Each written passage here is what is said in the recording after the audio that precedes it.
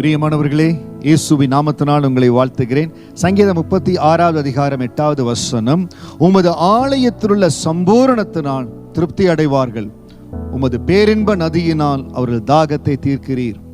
அநேக நேரம் ஆலயத்துக்கு வாங்க, தேவனை தேடுங்க, சர்வீஸை மிஸ் பண்ணாதீங்க, எப்பொழுதெல்லாம் ஜெப கூடி இருக்குதோ கூடுங்கன்னு சொல்லி எல்லாரையும் சபையை உற்சாகப்படுத்துகிறோம். ஏன் தெரியுங்களா?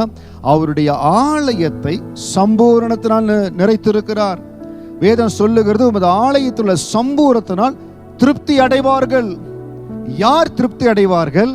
அந்த ஆலயத்தின் மேன்மையை அறிந்தவர்கள், அந்த ஆலயத்தில் கர்த்தர் வைத்திருக்கிற ரகசியத்தை அறிந்தவர்கள், ஆலயத்தில் தேவனை நேசிக்கிற அந்த நேசத்தை அறிந்தவர்கள். வார்த்தையை கேட்கிற அருமையான தேவ பிள்ளையே, தேவனுடைய ஆலயத்தை நேசிக்கிற, தேவனுடைய ஆலயத்தில் முழுமனதோடு ஆராதிக்கிற, ஆலயத்தை நினைத்தாலே நான் ஆலயத்தின் மேல வாஞ்சியும் தபனவுமா இருக்கிறேன்னு சொல்லி அந்த ஆலயத்தின் மேல நீங்க வாஞ்சியா இருக்கிறீங்க பாருங்க, உங்களுக்கு அந்த ரகசியம் தெரியும். ஒரு சிலர் எப்பொழுது என்னால் முடிந்த பொழுது ஆலயத்துக்கு போறேன். ஆலயத்தில் தாங்க சம்பூர்ணம் நிறைந்திருக்கிறது. உங்கள் வாழ்க்கையில உங்களை உயர்த்த, உங்க சரீரத்தில் பலத்தை கொடுக்க, சரீரத்தில் அற்புதத்தை செய்ய, இயற்கைக்கு அப்பாற்பட்ட வல்லமைகள் கிரியை செய்கிற இடம்தான் ஆலயம். ஆலயத்தில் உள்ள சம்பூரத்தினால் திருப்தி அடைவார்கள். யார் திருப்தி அடைவார்கள்? தேவ சமூகத்தில் தன்னை அர்ப்பணித்து ஆலயத்தை நேசிக்கிறவர்கள் திருப்தி அடைவார்கள். ஆலயத்துக்கு உண்மையா இருக்கிறவர்கள் திருப்தி அடைவார்கள். ஆலயத்துக்கென்று நேரத்தை கொடுக்கிறவர்கள், ஆலயத்தில் அந்த ஆராதனையை தவற விடாதபடி ஓடோடி வர்றாங்க பாருங்க, திருப்தி அடைவார்கள். ஆலயத்தில் தேவனுக்கென்று விதைக்கிறவர்கள் திருப்தி அடைவார்கள். தேவனை நேசிக்கிறவர்கள் திருப்தி அடைவார்கள். ஆவியோடு உண்மையோடு ஆலயத்தில் ஆராதிக்க வாஞ்சையோடு ஓடி வருகிறவர்கள் திருப்தி அடைவார்கள். ஆலயத்திலிருந்து கடந்து வருகிற வார்த்தையை ஏற்றுக்கொண்டு கர்த்தர் கொடுக்கிற மன்னா, தேவன் கொடுக்கிற மன்னா, அந்த மன்னா என்னை போஷிக்கணும், அந்த மன்னாவினால் நான் போஷிக்கப்படுவேன், அந்த மன்னா என்னை உருவாக்கணும்னு சொல்லி ஆலயத்தில் கொடுக்கிற அந்த மன்னாவை உட்கொள்ளுகிறார்கள் பாருங்க, அவங்க திருப்தி அடைவார்கள். நீங்க எந்த ஆலயத்தில் இருந்தாலும் உங்களுக்கு மன்னா கொடுக்கப்படுகிறது. அந்த மன்னாவை நீங்க உட்கொள்ளணும். தேவனுடைய வசனத்தை உட்கொள்ளணும். அந்த வசனம் உங்கள் வாழ்க்கையாய் மாறணும். அந்த வசனத்துக்கு உங்க வாழ்க்கை சாட்சியா இருக்கணும். அவர்கள் திருப்தி அடைவார்கள். உங்கள் ஆலயத்தில் உள்ள சம்பூரணத்தினால் திருப்தி அடைவார்கள். இன்றைக்கு வாழ்க்கையில சமாதானம் மிஸ் பண்றீங்களா? இல்ல பொருளாதாரத்தில் குறைவு இருக்கிறதா? இல்ல தேவன் எதற்காக என்னை வைத்திருக்கார், என் லைஃபுடைய ஃபியூச்சர் என்ன எதுவுமே தெரியல? எந்த காரியத்துல குறைவா இருக்கிறீங்க? எதுல ஒரு நிறைவில்லாம இருக்கிறீங்க?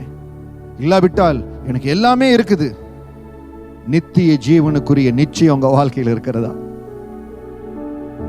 நிறைய நேரம் ஆலயத்தை மிஸ் பண்றவங்க, ஆலயத்துக்கு கொடுக்க வேண்டிய முக்கியத்துவத்தை கொடுக்காதவங்க, காலங்கள் ஓடின பிறகு ரொம்ப கஷ்டப்படுறாங்க. வார்த்தையை கேட்கிறீங்க, பரிசுத்த ஆவியானவர் இந்த வார்த்தையை கேட்கும்படியா இந்த வார்த்தையை உங்க மத்தியில கொண்டு வருகிறார். ஆலயத்துல சம்பூர்ணம் இருக்கிறது. சொல்லுங்க, நீங்க எந்த இடத்துல குறைவுபட்டாலும், எனக்கு எல்லாமே இருக்குது பாஸ்டர், நல்ல குடும்பம், நல்ல பிள்ளைகள், நல்ல வேலை, எல்லாமே இருக்குது. உங்களுடைய அழைப்பு என்ன? அழைப்புக்கு நேராக ஓடிக்கொண்டு இருக்கிறீர்களா? தேவனுடைய அழைப்பை நிறைவேற்றி கொண்டு இருக்கிறீர்களா? இந்த வாழ்க்கை கர்த்தர் கொடுத்திருக்கிறது ஏதோ பிறந்தோ வாழ்ந்தோ என்பதற்காக இல்ல. கர்த்தருடைய அழைப்பு நிறைவேறணும். அந்த அழைப்பும் தேவனுடைய ஆலயத்தில் தான் இருக்குது. தேவனுடைய ஆலயத்தில் ஜெபித்துக் கொண்டிருந்த பொழுதுதான் அப்போஸ்தலர்களை தேவன் அபிஷேகித்து அழைத்தார். அந்த தேவனுடைய ஆலயத்தில் ஜெபித்துக் கொண்டிருந்த பொழுதுதான் அப்போஸ்தலனாகிய பவுலை தன்னுடைய ஊழியத்துக்காக பிரித்தெடுத்தார். வாழ்க்கையில் அழைப்பு ரொம்ப முக்கியங்க. ஆலயத்தை சம்பூர்ணத்தினால் திருப்தி அடைத்து இருக்கிறார். ஆக இன்றைக்கு தேவன், பாஸ்டர் எனக்கு எல்லாமே இருக்குது, அழைப்பும் தெரியும், நல்லா செய்யற, இன்னும் உங்கள் அழைப்புல முன்னேற திருப்தியான காரியங்களை ஆண்டவர் ஆலயத்தில் வைத்து இருக்கிறார். அப்படி அழைப்பை தெரிந்தவர்கள் ஆலயத்தில் ஊன்றப்பட்டு இருப்பாங்க, நாட்டப்பட்டு இருப்பாங்க.